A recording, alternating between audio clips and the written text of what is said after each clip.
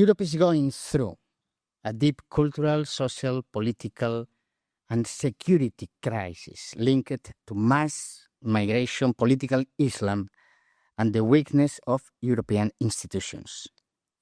For centuries, my country, Spain, was a frontier between Christianity and Islam. Spain fought for 8 centuries, 800 years against Islamic rule to recover its unity and defend the Catholic faith. Today we face another turning point, but this time without visible borders and armies. Many of you remember when French journalist Anne Sinclair interviewed King of Morocco, Hassan II. Speaking about Muslim immigrants in Europe, he said, "They will never be 100% French. I can assure you of that." He was not lying. It was a political declaration. And what happens in Spain is also happening in all Europe. In 1992, less than 50,000 Muslims were officially registered in Spain. In 2023, Muslim residents are more than 2 million in 30 years. Mass immigration increases the proportion of the Muslim population, making integration more difficult. Uncontrolled immigration produces serious security risks, including jihadism and terrorism. Cities only in Spain, such as Ceuta, Melilla, Barcelona, Tarragona, Valencia, Almería, contain now districts where Islamic cultural identity dominates. Language, clothing, food, social relations, trade reproduce the models of the countries of origin. Parallel societies. If you import Morocco, you will obtain Rabat.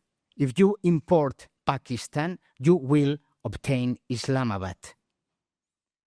These parallel communities suffer from high unemployment, misuse of social benefits by those who refuse to learn local and national languages, and increasing crime and hidden radicalism. Islamization is growing behind a veil of fear and silence. We should remember every day the Rotterdam case. We cannot forget one of the greatest scandals of modern Europe. 1,400 girls raped and abused over 15 years by gangs from the Pakistani Muslim community. Authorities ignored the crimes because they feared being accused of racism. This case demonstrated how political correctness can destroy a society's ability to defend its own people. Education has become a key battlefield. Teachers face pressure from families who demand Islamic content. Students request special menus, and social pressure prevents any criticism of Islam without fear of retaliation. The border between Dar al-Islam and Christian Europe has disappeared. In the last 35 years, Europe has changed. Streets, neighborhoods, schools, hospitals, universities, and leisure spaces look different. The Islamo left calls this coexistence. The center-right call it multiculturalism. Many of us call it an invasion. Nobody can now deny that Muslim leaders are executing a deliberate strategy to Islamize Europe.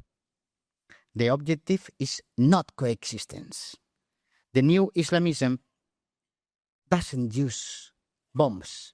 The new Islamism buys influence, finances mosques, creates NGOs, and presents itself as a moderate partner. Today, we have known that European money through NGOs is going to Hamas. This is the reality. We are paying the war against us. But the objective remains the same for the political Islam: to isolate Muslim communities, to create a parallel counter-culture, and to advance Islamization from inside, a real Trojan horse. The soft forms of political Islam are more difficult to confront than the violent ones. They operate legally under democratic rules and receive funding from European governments, European institutions, that they believe they are preventing radicalization.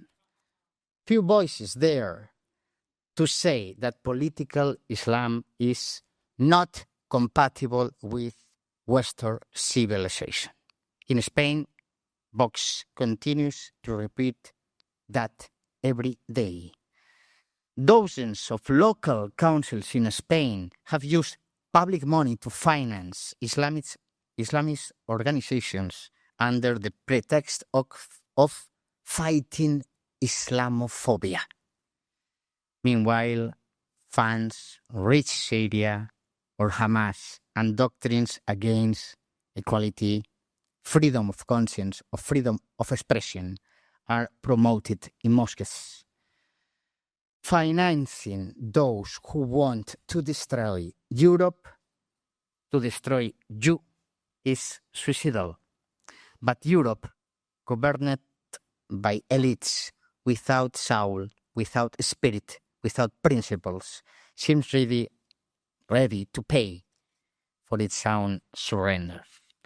For decades, Europe's political, media, intellectual elites have preferred not to see, not to speak, and not to think. Any attempt to denounce the Islamization of Europe is neutralized with an arsenal of labels: Islamophobic, racist, xenophobic, fascist, far-right. The only way to win is not to fear these labels. When young Algerians or Moroccans transform a victory, a football victory, into violent riots in our streets, and the media call it festive celebrations, we prepare our own defeat.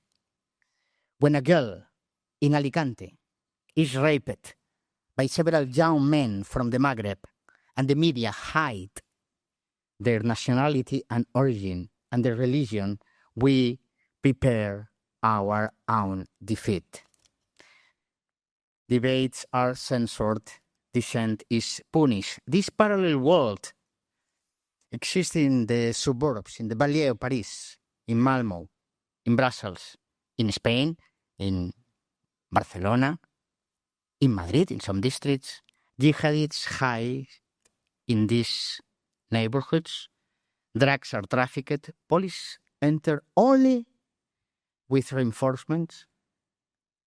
Arabic signs compete with local ones, and where the full veil is increasingly common. European cities are full of areas where the state has withdrawn. No-go areas where a parallel legal order has emerged, the law of the mosques.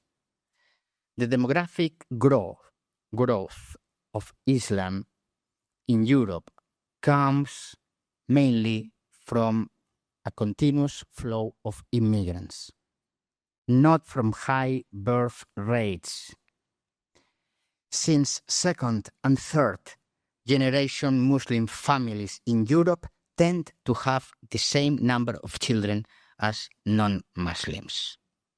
We have to stop mass migration. Political Islam needs, I don't know where I read this idea. Political Islam needs three elements, three things: time, money, and silence. Time to grow, to arrive and grow. Money to organize, and silence to advance. Our empty and neutral democracies offers all three things to these people. But it is not too late. There is still time to defend who we are, to defend our heritage. Identity exists only if it is defended. We must remember who we were, who we are, and who we want to remain.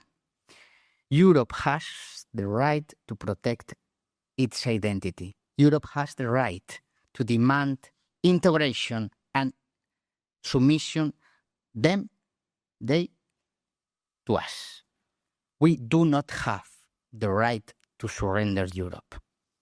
We must end public support for political Islam, whether moderate or radical. We must re-immigrate immigrants who refuse to integrate in Europe or who live permanently on social benefits. We must stop extraordinary regularizations processes and automatic family reunification.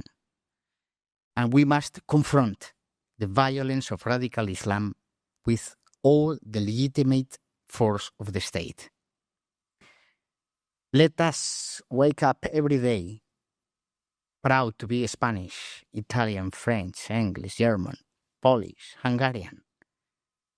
Proud to be European, proud to be Christians, proud of our history, our traditions, our laws, our faith. And let us go to sleep every night knowing that we have not retreated, not even an inch. Thank you very much. Sorry for my English. Long life Europe. Long life Christianity.